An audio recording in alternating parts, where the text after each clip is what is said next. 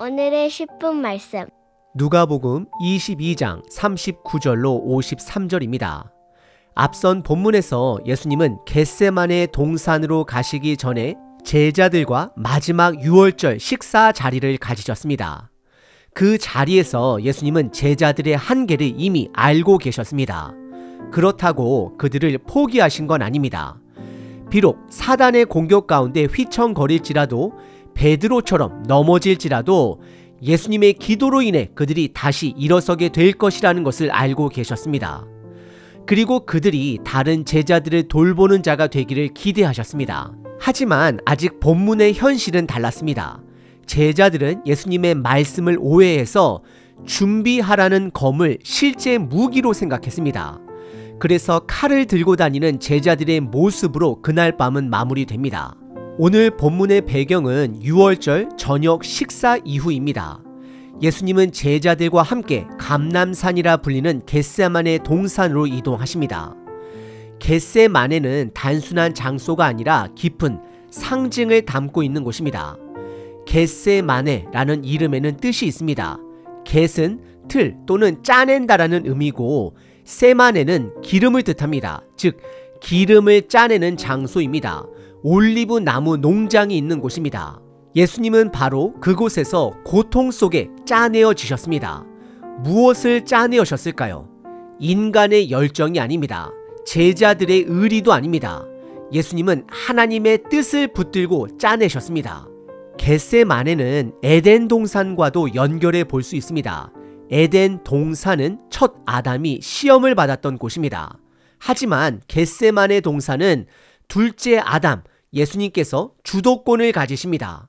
그리고 하나님의 뜻을 온전히 이루십니다. 에덴 동산에서 아담은 범죄로 인해 이 땅에서 수고해야 하는 땀을 흘리게 되었지만 예수님은 겟세마네 동산에서 우리를 위해 피와 같은 땀을 흘리십니다. 결국 겟세마네는 이미 심판을 선고받은 성전을 바라보며 예수님의 임재가 머무는 동산이 됩니다. 승리의 장소가 됩니다. 에덴의 반역과 겟세마네의 순종은 강하게 대조가 됩니다. 이 겟세마네에서 예수님은 두 가지를 강조하십니다. 첫째, 기도의 필수성입니다. 둘째, 예수님의 길, 곧 십자가를 향한 순종의 길을 드러내십니다. 예수님이 보여주신 그 길을 걷기 위해서 우리에게 반드시 필요한 것이 있습니다. 그것은 바로 기도입니다. 하나님 아버지의 뜻을 깨닫고 그 뜻에 순종하기 위해 첫걸음은 기도에서 시작됩니다. 오늘 본문은 두 부분으로 나눌 수 있습니다. 첫째는 감람산에서의 기도입니다. 둘째는 예수님의 주도권입니다. 먼저 감람산에서의 기도입니다. 39절서부터 46절입니다. 39절을 보면 예수님께서 습관을 따라 감람산으로 가셨다라고 기록되어 있습니다. 예수님은 평소에 매일 새벽마다 조용한 장소를 찾아 하나님 아버지와 교제하셨습니다. 그리고 예루살렘에 공식적으로 입성하신 후에는 매일 저녁 감람산 근처에서 머무시고 새벽에는 그 장소에서 기도하셨습니다. 오늘 본문에서도 예수님은 유월절 식사 후에 제자들과 함께 새벽녘에 감람산으로 향하십니다. 제자들도 그 길을 따라갑니다. 그런데 그와 동시에 가룟 유다는 예수님을 붙잡을 만한 때를 살피고 있었습니다. 예수님과 제자들이 감람산에 도착했을 때 40절에서 예수님은 제자들에게 이렇게 말씀하십니다. 유혹에 빠지지 않게 기도하라. 아마도 이 말씀은 모든 제자를 향해 하신 말씀이지만 특별히 가룟 유다를 향한 말씀일 수도 있습니다.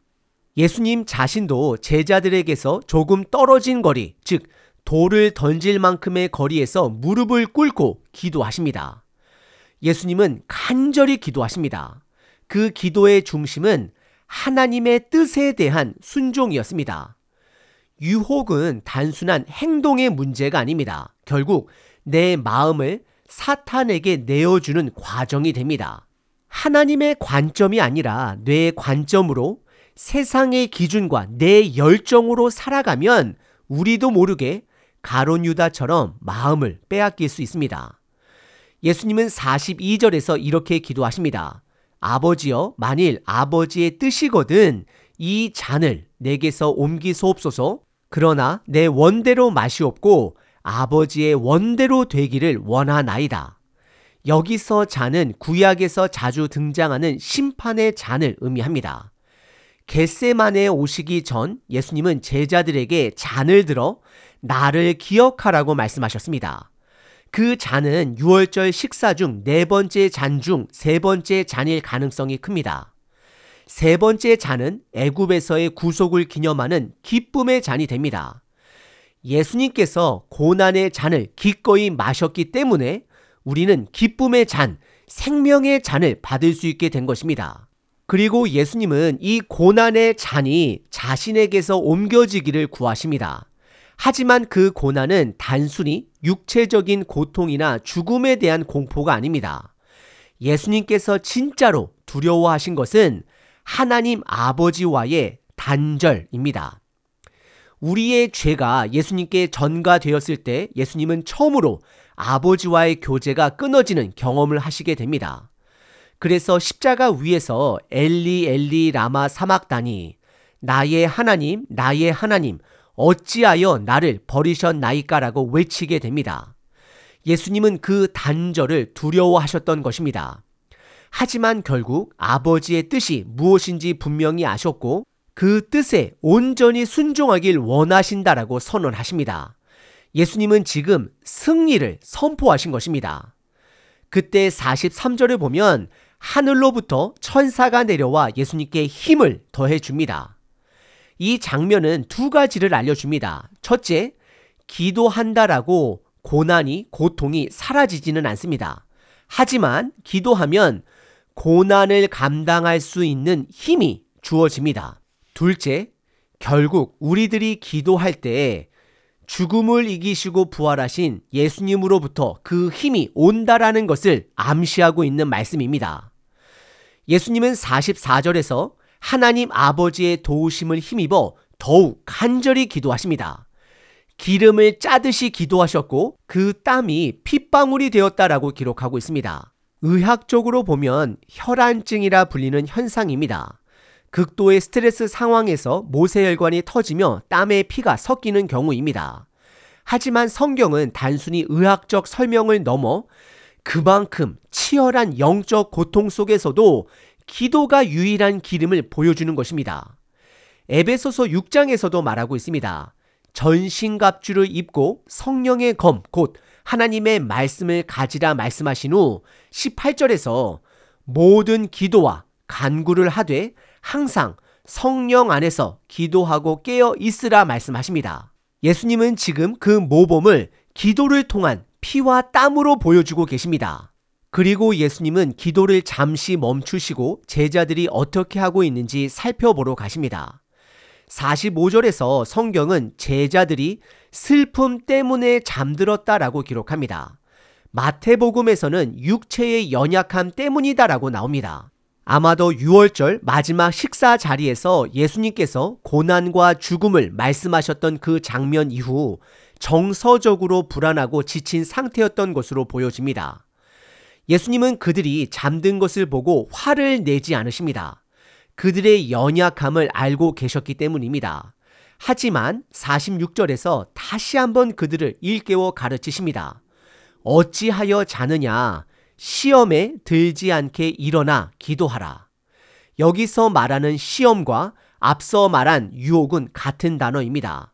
예수님은 반복해서 말씀하십니다. 유혹과 시험에 빠지지 않기 위해서는 기도가 반드시 필요합니다. 지금 우리는 영적 전쟁 시대를 살아가고 있습니다. 그렇다면 여러분은 기도하고 계십니까? 하나님의 뜻을 붙잡기 위해 유혹과 시험을 이기기 위해 오늘도 기도하고 계십니까? 기도는 선택이 아니라 필수입니다. 두 번째 본문은 예수님의 주도권에 대한 부분입니다.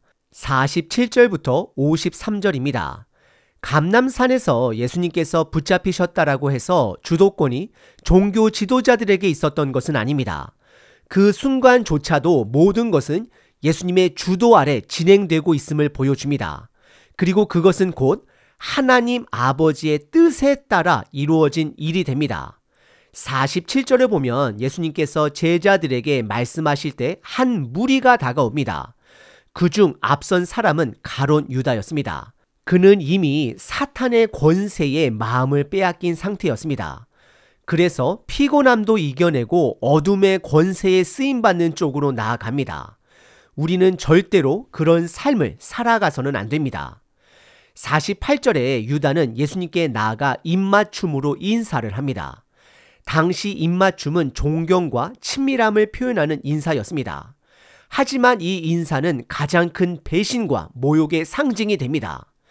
참고로 구약을 보면 다윗이 아들 압살롬에게 배신당했을 때 감난산에서 눈물을 흘리며 올라갑니다. 이 장면은 예수님께서 겪으신 배신의 그림자와도 연결됩니다. 예수님은 유다에게 묻습니다. 48절에 유다야 내가 입맞춤으로 인자를 파느냐. 이 말씀은 유다의 겉모습과 속마음의 괴리를 정확히 짚으시는 것입니다. 49절에 제자들은 충격에 빠집니다.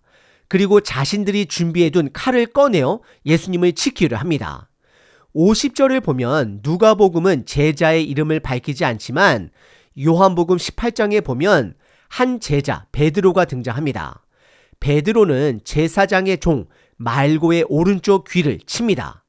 그 종은 성전 경비병이었습니다. 그리고 오직 누가복음에서만 예수님께서 그 귀를 만져 낫게 하셨다라고 기록됩니다. 예수님은 그 순간 참으라고 하십니다. 도대체 무엇을 참으라고 말씀하신 것일까요? 사실 베드로의 행동은 용기 있는 행동이었습니다. 그는 예수님과 함께 죽겠다라고 맹세하신 것을 지키려 한 것이었습니다. 혼자서 무장한 병력에 맞서 싸우겠다라는 것은 비겁한 행동이 아니었습니다.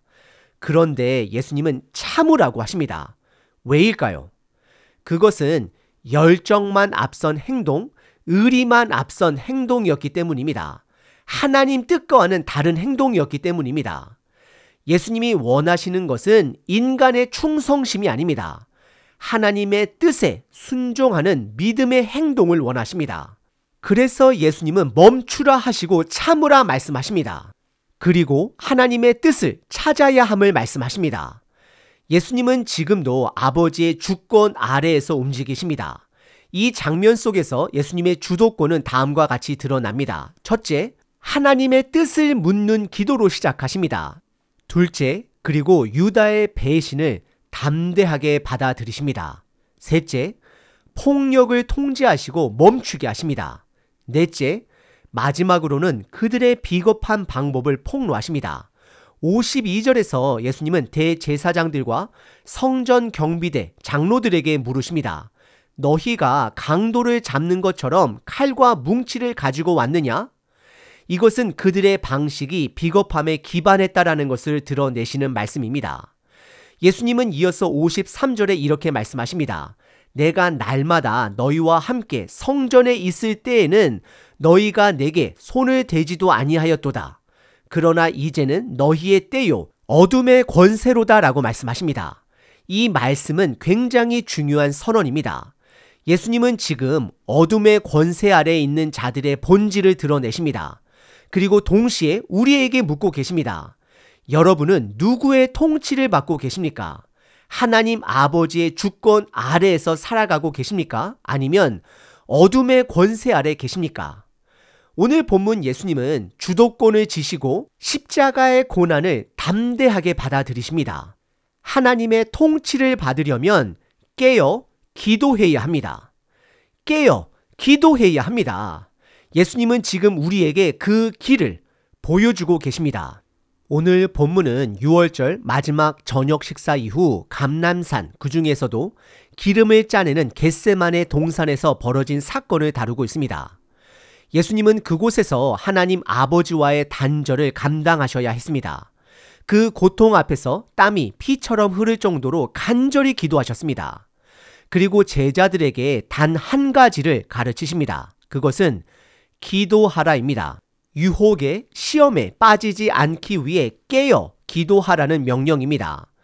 그에 반해 가룟 유다는 안타까운 모범이 됩니다. 그는 기도하지 않았고 그 마음을 사탄에게 내어 주었습니다. 결국 유혹과 시험에 빠진 자가 됩니다.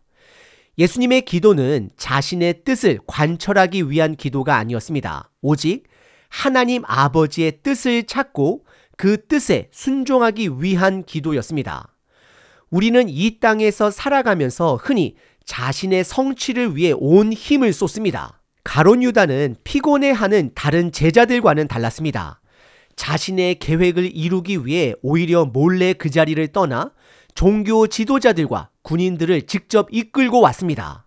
가룟 유다는 인간의 욕망이 이끄는 열심의 삶을 살고 있습니다. 혹시 이 삶이 저와 여러분들의 삶은 아닌지요?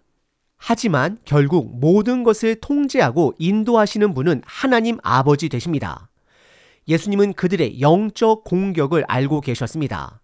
요한복음 18장에 보면 예수님은 그때 내가 그니라 I am he 라고 말씀하실 때 그 자리에 있던 자들이 뒤로 물러나 땅에 쓰러지게 됩니다.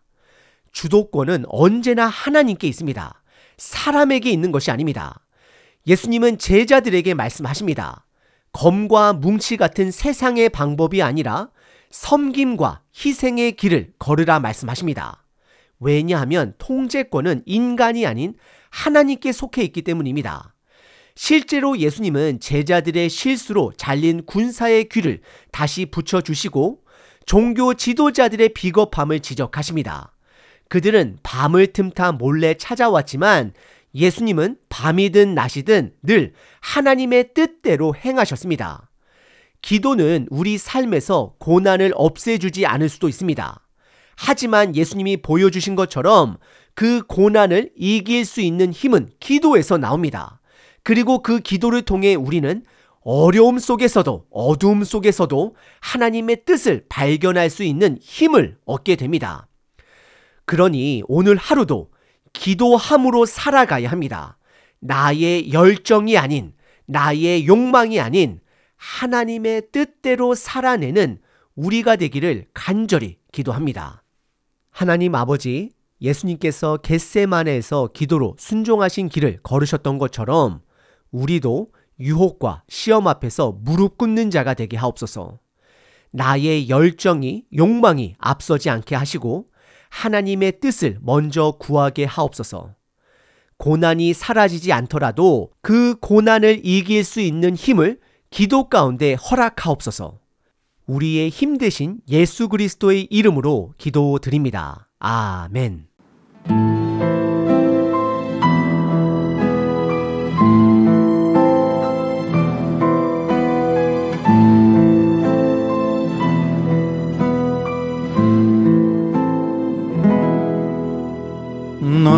너희들은 모두 잠들었구나.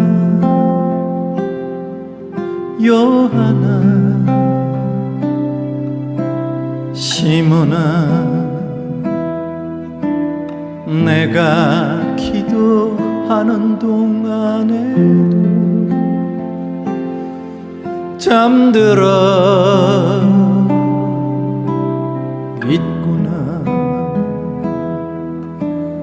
내가 행한 모든 것 너희는 보았거늘.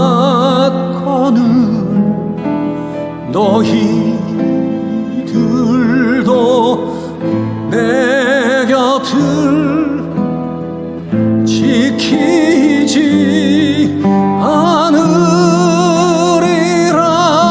않으리라. 하지만 이 세상에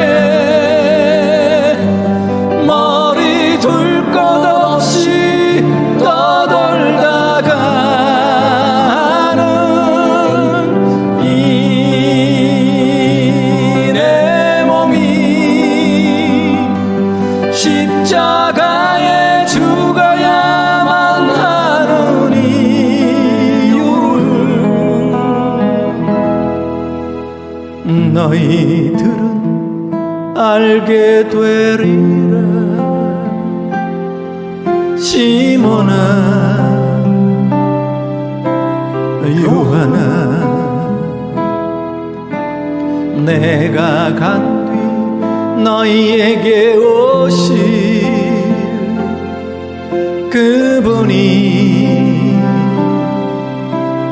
이루리라.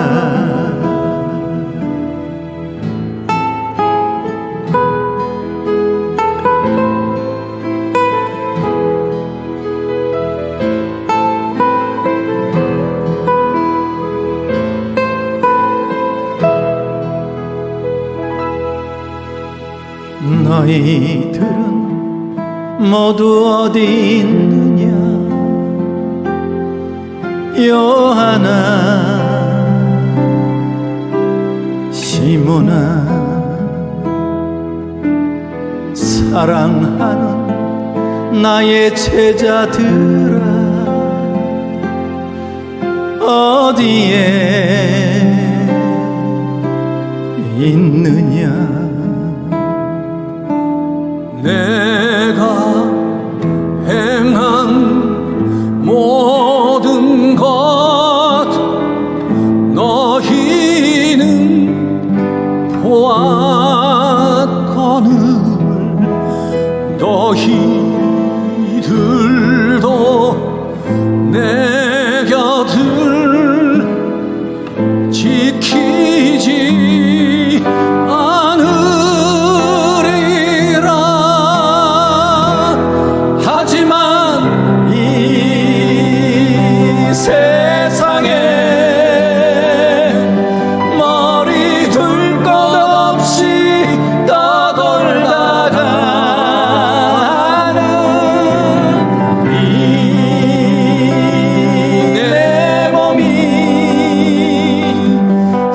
십자가에 죽어야만 하는 이유를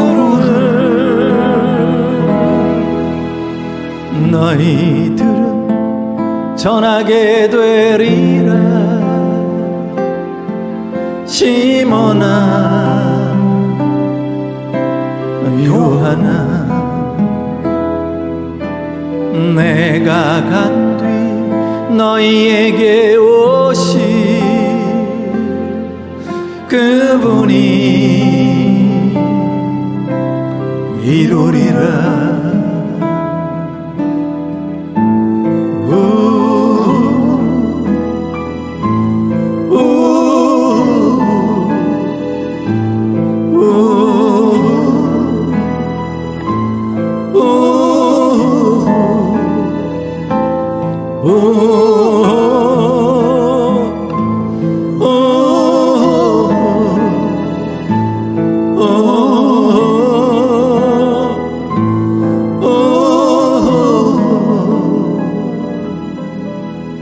항상 기뻐하라. 쉬지 말고 기도하라.